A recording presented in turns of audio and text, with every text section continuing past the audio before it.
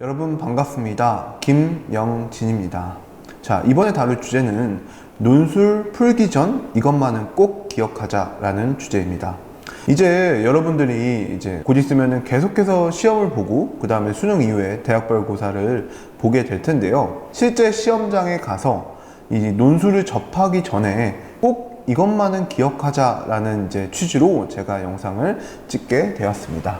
각각의 대학별 특징은 제가 찍고 그리고 또 찍을 예정이니까요. 그건 참고를 해 주시고, 그리고 논술 시험을 보는 수험생 또는 논술을 앞으로 볼 수험생이라고 하면은 반드시 이 영상을 참고를 하셔서 좋은 결과가 있기를 바라겠습니다. 자, 일단 첫 번째, 가장 먼저 기억해야 될 점은 문제를 잘 읽으셔야 됩니다. 물론 이건 당연한 말이죠. 당연한 말이지만 문제를 못 읽어서 문제의 요구 조건을 못 맞춰서 생각보다 틀리시는 분들이 굉장히 많습니다. 여러분들이 논술 시험장 가면은 가장 먼저 하셔야 될 것이 제시문을 보는 것이 아니라 문제를 읽는 것입니다. 그리고 또 문제의 요구 조건을 정확하게 파악해야 됩니다. 이게 비교 문제인지 아니면 비판 문제인지 아니면 해석 문제인지 아니면 어떠한 부분에 대해서 각각 쓰라고 했는지 글자 수는 몇 자인지 이런 부분들을 명확하게 파악하시고 체크를 하셔야 됩니다. 그래서 반드시 논술의 요구 조건, 즉 문제의 요구 조건에 못 맞춰서 틀리시는 경우는 정말 없도록 주의를 하셔야 됩니다. 왜냐하면 논술에서는 채점 기준 자체가 이 문제의 요구 조건에 해당돼서 채점 기준이 분할되어 있어요. 만약에 여러분들이 요약과 비판 문제예요. 그런데 비판을 했어. 그런데 당신이 요약을 못했어. 그러면 그 요약에 대한 점수가 날아가는 거예요. 무슨 말씀인지 아시겠죠?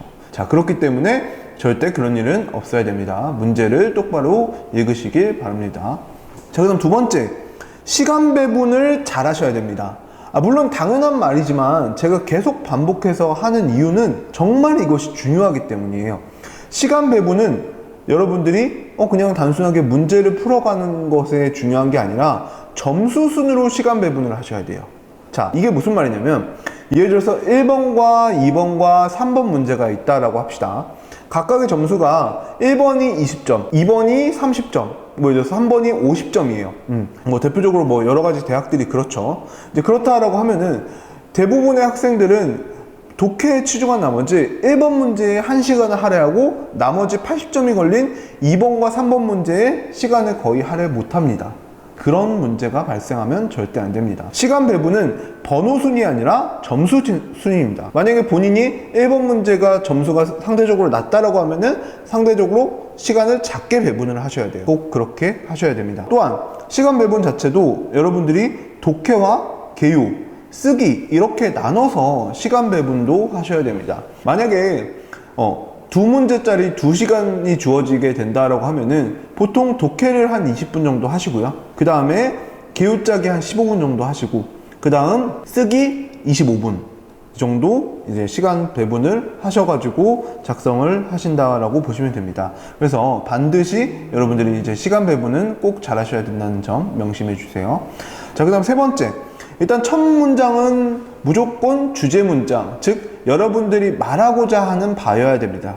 아시겠죠? 1번, 2번, 3번 문제, 어떠한 문제가 나오든 어떠한 유형이 나오든 여러분들이 첫 문장을 구성할 때는 A는 B이다 이런 식으로 간결하게 작성해야 되며 이것 자체가 전체 문장을 포괄하는 주제 문장이어야 됩니다. 그렇지 않으면은 올바른 답안을 구성했다라고 절대 보시면 안 됩니다. 그래서 첫 문장을 항상 주제 문장으로 주의해서 작성을 해라 라고 말씀을 드립니다. 그 다음 네 번째, 제시문 독해를 할 때는 무조건 쉬운 것부터 그리고 개념형 제시문부터 독해를 하시는 것이 좋습니다. 자, 특히나 독해가 어려운 대학이 시립대학 정도가 있을 수 있겠고, 그리고 독해 자체가 문학작품이 나오는 대학이 경희대학교가 대표적으로 있을 수 있겠네요. 그런데 이 대학교들도 마찬가지로 어려운 제시문은 일단 건너뛰고 쉬운 제시문부터 독해를 하고 그 쉬운 제시문을 바탕으로 해서 역추론을 하셔야 됩니다. 또한 개념형 제시문부터 먼저 추론을 해서 주제문, 주제어를 잡고 그 다음에 다른 제시문들을 풀어나가야 됩니다. 무슨 말씀인지 아시겠죠? 독해라는 건 무조건 좀 쉬운 제시문부터 해라 라고 말씀을 드립니다. 그 다음 다섯 번째, 일단 기본적으로 논술은 Y에 이제 문제라고 보시면 됩니다. 계속해서 여러분들이 문제를 푸실 때나 아니면 글을 쓰실 때 주제문을 잡았잖아요. 그러면 이 주제문이 왜 타당한지 계속해서 Y라는 의문을 가지면서 이 Y라는 의문이 풀릴 때까지 여러분들이 논증을 해주셔야 됩니다. 그게 맞는 거예요. 대부분 학생들이 논술 첨삭을 보면은 근거가 부족한 경우가 있어요. 그 주장이 왜인지를 안 쓰는 경우가 많습니다. 그래서 논술은 Y의 학문이다 라고 아셔야 되고, 끊임없이 계속해서 왜라는 질문을 던지면서 여러분들이 풀어나가셔야 됩니다. 자, 그 다음 마지막 6번째, 제시문 베끼시면 안 됩니다. 절대. 제시문 베끼기 NO. 가장 제일 안 좋은 형태의 문장과 글은 제시문을 그냥 베껴서 쓴 글이에요. 그런 글들은 무조건 대학교에서 감점 처리를 한다라고 되어 있습니다. 제시문을 베끼지 말고 여러분들이 제시문에서 핵심적인 단어만 끄집어서 필기를 하세요. 그 다음에 그 필기를 바탕으로 해서 개요를 짜시고 글을 쓰셔야 됩니다. 설령 잘 이해가 안 되더라도 베끼지 말라는 점 말씀드립니다. 여기까지 6가지 원칙으로 바라본 논술 시험장 가기 전 이것만은 꼭에 대해서 말씀을 드렸고요. 이것을 여러분들이 꼭 참고를 하셔서 앞으로 보게 될 논술 시험에서 좋은 결과 있기를 진심으로 바라겠습니다. 여러분 감사합니다.